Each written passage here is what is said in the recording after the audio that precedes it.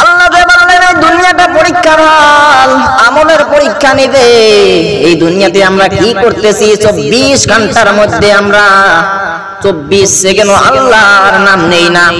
আল্লাহ পাক রব্বুল আলামিন কত যে দয়ালু, তেমনি আবার কত যে ভয়ঙ্কর। রহমতের নবী ইশারের নামাজ শেষ করে হযরতে আম্মা জানা আয়েশার হুজরায় চলে আসলেন। নবী বলেন, আমি ঘুমালে আমার চক্ষু বন্ধ থাকে, কিন্তু আমার অন্তর ঘুমায় না। এভাবে নবী ঘুমিয়ে পড়লেন। হঠাৎ করে গভীর রজনীতে, গভীর রাতে নবীর কানে আওয়াজ আসলেন, কান্নার আওয়াজ। নবী চমকে গেলেন, আতঙ্কিত হয়ে গেলেন, এত গভীর রজনীতে কে কান্না করে? নবীর ঘুম ভেঙে গেল। নবী এবার বিছানা থেকে উঠিয়ে বাইরে গেল। হুজরার পাশে তো মসজিদে নববী। নজর করে দেখে একজন সাহাবী, তাকে চেনা যাচ্ছে না। নবী ভালো করে নজর করে দেখে আবু বকর আল্লাহর দরবারে নামাজে দাঁড়িয়ে দাঁড়িয়ে এভাবে কান্না করতেছে, কাঁদতে কাঁদতে অস্থির। এবার নবী অপেক্ষায় রইলেন। আবু বকর এবার নামাজ শেষ করে বাড়ির দিকে রওনা দিলেন। হঠাৎ করে দেখে নবীর সামনে। নবী প্রশ্ন করলেন, হে আবু বকর, কি হয়েছে তোমার? এত গভীর রজনীতে কেন তুমি এভাবে কান্না করতেছো? আবু বকর চোখের পানি সেরিয়া বলেন, ইয়া রাসূলুল্লাহ, আল্লাহর আযাবের ভয় আমি কান্না করতেছি। ইয়া রাসূলুল্লাহ, আপনি তো জানেন আমি ব্যবসায়ী, আমি কাপড়ের দোকান করি। বলে, ঠিক আছে, হ্যাঁ তুমি তো কাপড়ের দোকান করো। গত কয়েকদিন আগে একজন ভদ্র মহিলা আমার দোকান থেকে কাপড় নিয়েছিল। আজকে সকালে ওই মহিলা কাপড় ফেরত দিয়ে আবার টাকা নিয়ে গেল। আমি জিজ্ঞাসা করলাম, মা কেন, কি হয়েছে? কাপড় ফেরত দিয়ে কেন টাকা নিয়ে যাচ্ছ? মহিলাটা বলল, তোমার দোকানের কাপড় আমার পছন্দ হয় নাই। আর আমি যে নামাজে দাঁড়িয়ে দাঁড়িয়ে কান্না করলাম, একটা আয়াত পড়ে পড়ে কান্না করলাম, ইন্নাল্লাহা আশতারা মিনাল মুমিনিনা আনফুসাহুম ওয়া আমওয়ালাহুম বিআন্না লাহুমুল জান্নাহ। ও নবী, আল্লাহ তো বলেছেন আমি মুমিনের জান মাল কিনে নিয়ে এলাম, তার বদলে মুমিনকে আমি জান্নাত দিয়ে দিলাম। নবী বলেন, হে আবু বকর, এটা তো খুশির খবর, এতে কান্না করার কি পাইলেন? আবু বকর বলে, আমি এই আয়াতের উপরে এই আয়াত পড়ে পড়ে কান্না করলাম। ও নবী, আপনি তো কিয়ামতের বিষয় বয়ান করেছেন, কিয়ামতের হালাতের বিষয় বয়ান করেছেন, হাসরের ময়দানের বিষয় বয়ান করেছেন, কত ভয়ঙ্কর। সেদিনকার নারী পুরুষ গুলো হবে উলঙ্গ। সেদিন সূর্যটা নিচের দিকে নেমে আসবে, সূর্যের তাপে জমিনটা তামা হয়ে যাবে। গুনাহগারের মাথার মজবগুলো ভাতের মারের মতো টকবক টকবক করে ফুটতে থাকবে। এই দিন গুনাহগারগুলো এমন ভাবে তাকে আযাব দেওয়া হবে, এদিন অনেক ভয়ঙ্কর আযাব হবে। সূর্যের তাপে সেই দিন জমিনটা তামা হয়ে যাবে। বলা হবে, স্বর্ণ কেন হবে না, লোহা কেন হবে না, তামা হবে কেন? বলা হবে, তামার ভিতরে যেই গুণটা আছে স্বর্ণের ভিতরে, লোহার ভিতরে সেই গুণটা নাই। স্বর্ণের এক মাথা গরম করলে আর এক মাথা গরম হয় না, লোহার এক মাথা গরম করলে আর এক মাথা গরম হয় না। কিন্তু তামার ভিতরে এমন একটা গুণ, তামার এক মাথা গরম করলে পুরা তামার অংশটা গরম হয়ে যায়। সেই দিন সূর্যের তাপে জমিনটা তামা হয়ে যাবে। যার কোনো গুনাহ নাই তারাও কান্না করতে করতে বেকরার হয়ে যাবে। নবীরা পর্যন্ত সেই দিন কান্না করবে। সেই দিন অনেক হালাত খারাপ হবে। সেই দিন যদি আমার আল্লাহ রাব্বুল আলামিন আমাকে ডেকে বলে, হে আবু বকর, আমি জান্নাতের সুসংবাদ দিলাম, দুনিয়াতে তুমি কি আমল করেছো, কি নিয়ে এসেছো? সেই দিন যদি আমি আল্লাহ রাব্বুল আলামিনকে বলি নামাজ, রোজা, যাকাত, তেলাওয়াত নিয়ে এসেছি, জিকির করেছি, সেদিন যদি আল্লাহ আমাকে বলে, হে আবু বকর, তোমার জান মাল নিয়ে তুমি জাহান্নামে যাও, আর আমার জান্নাত আমাকে দিয়া দাও। কেন?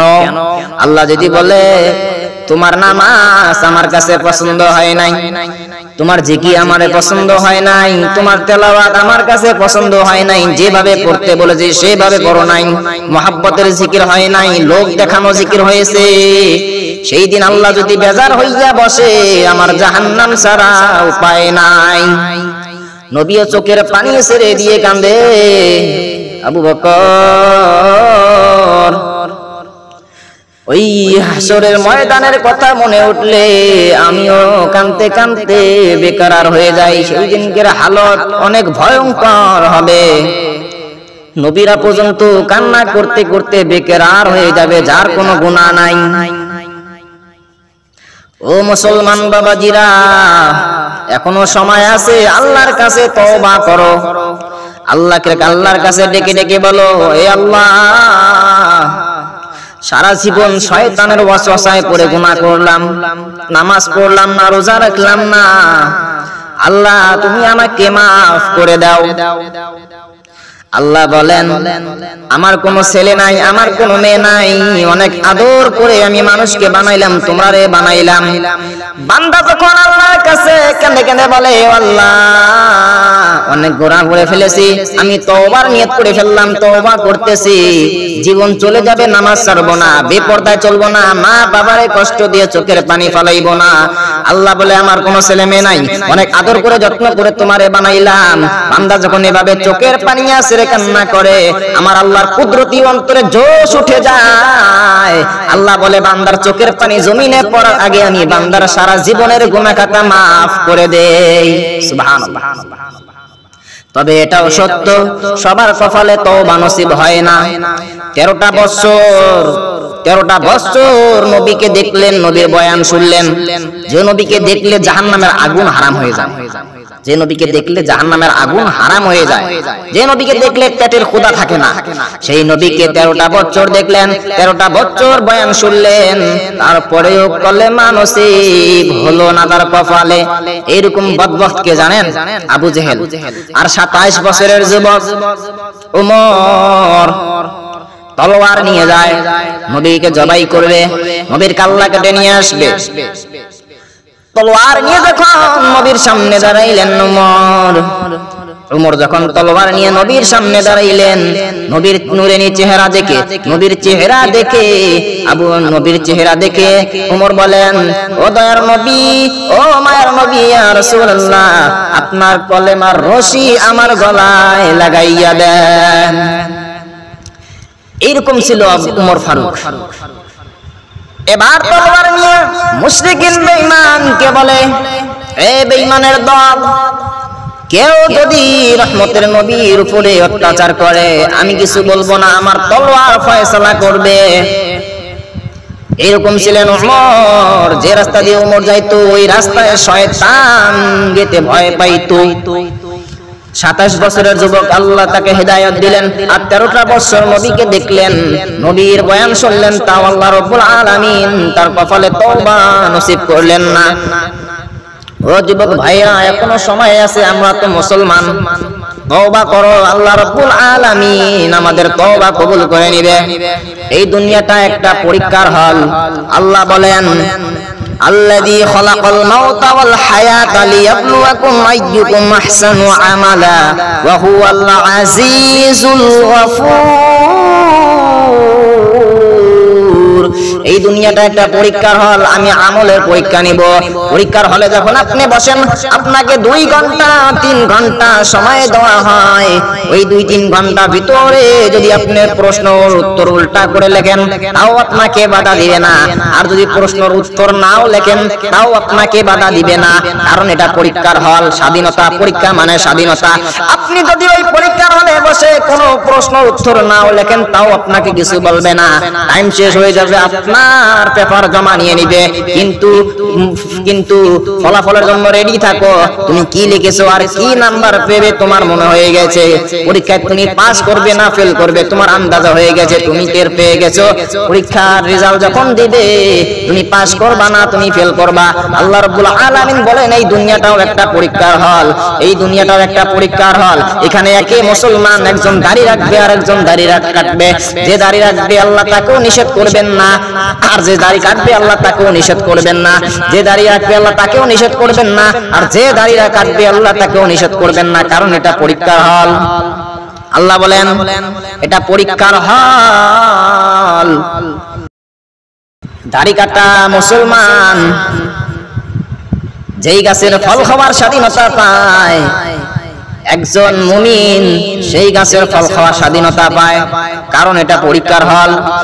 দাড়ি কাটা মুসলমান যেই সূর্যের আলো ভোগ করে, আর একজন মুমিন বান্দাও সেই সূর্যের আলো ভোগ করে। একদিকে গানের প্যান্ডেল চলতেছে, নাচ গান চলতেছে, মেলা চলতেছে, এদিকে মেহফিল চলতেছে, কোরআনের বয়ান চলতেছে।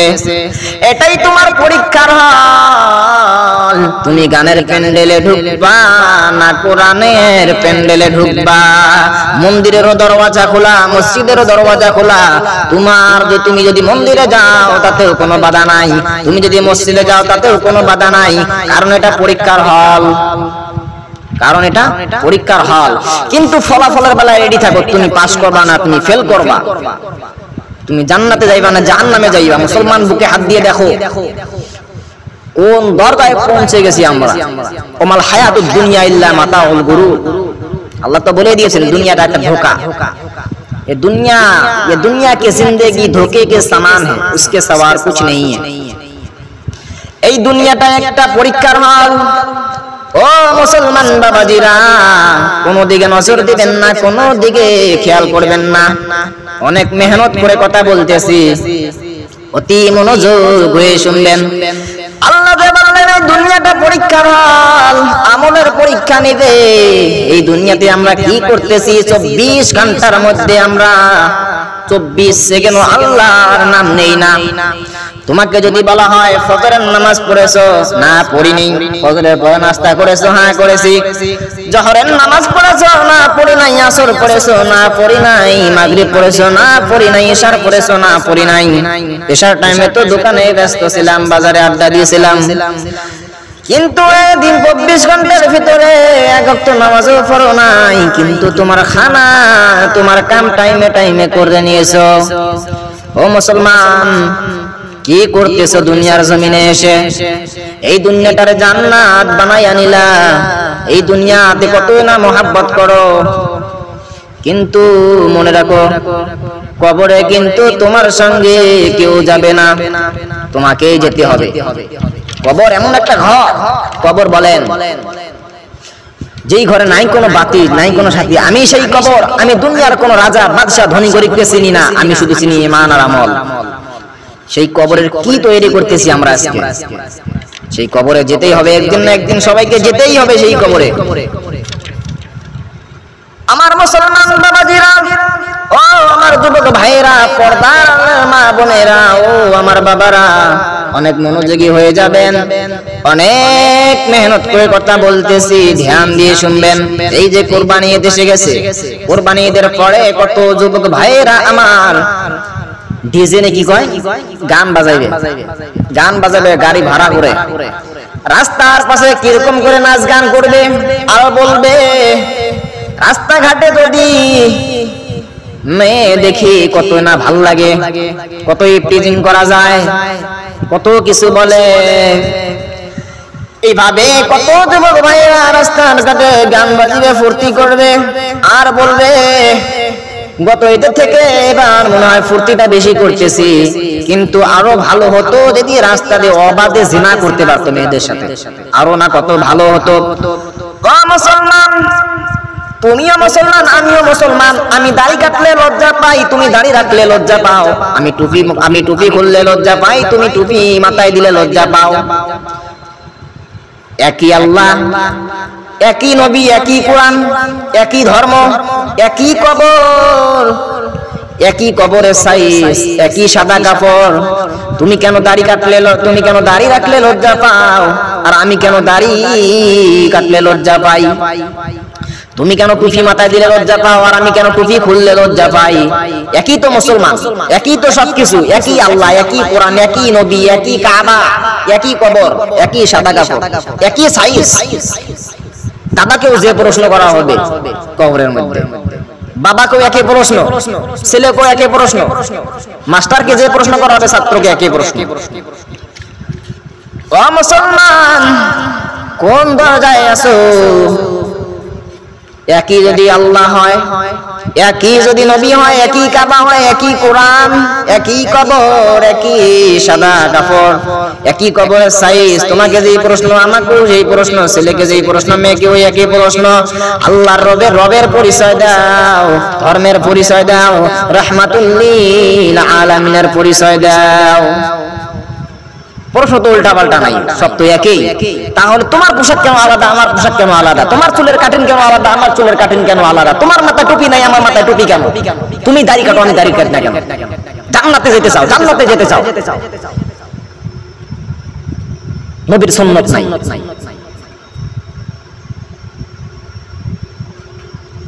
ও যুবক ভাইরা, আপনাদেরকে ডাইরেক্ট একটা কথা বলতেছি, অনেক মনোযোগ দিয়ে শুনবেন।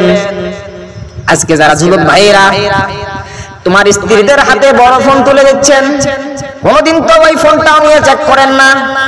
যদি কোনো স্বামী ওই ফোনটা নিয়ে চেক করতে চায়, দেখে ফোনের ভিতরে ঘোরানো পেঁচানো লক, তাহলে মনে করবেন তোমার স্ত্রী অন্য জায়গায় অনেক বড় লক খুলে বসে আছে। কথা বলুন ঠিক কিনা? ঠিক। কথা যদি ঠিক হয়, প্রশ্ন হলো আবার যে হুজুর বর্তমান বড় মোবাইল ছাড়া তো কিচ্ছু চলে না, এটাও ঠিক।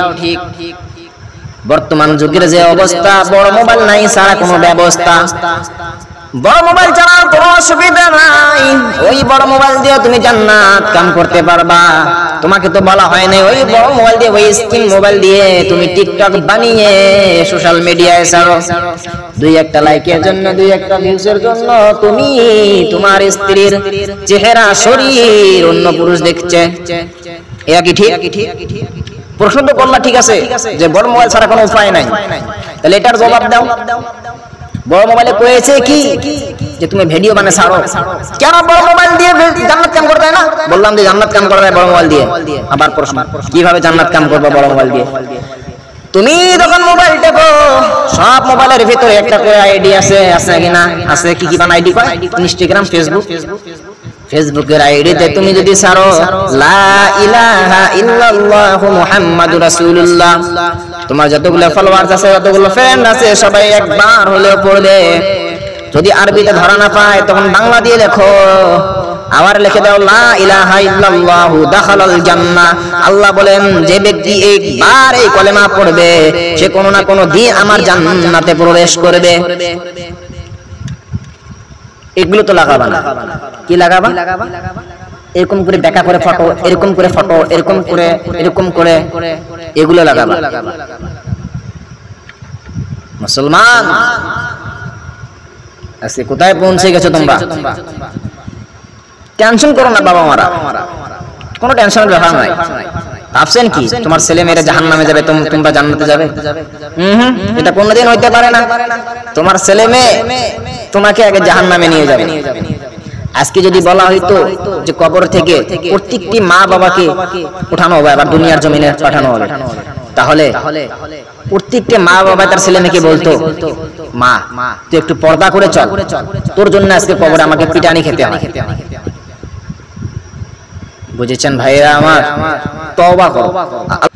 जिंदगी में बंदगी तो करना है, जिंदगी में बंदगी तो करना है, जिंदगी में बंदगी शर्मिंदा है, जिंदगी में बंदगी शर्मिंदा है, जिंदगी में बंदगी तो करना है, जिंदगी में बंदगी तो करना है, जिंदगी में बंदगी शर्मिंदा है, जिंदगी में बंदगी बेशर्मिंदा है।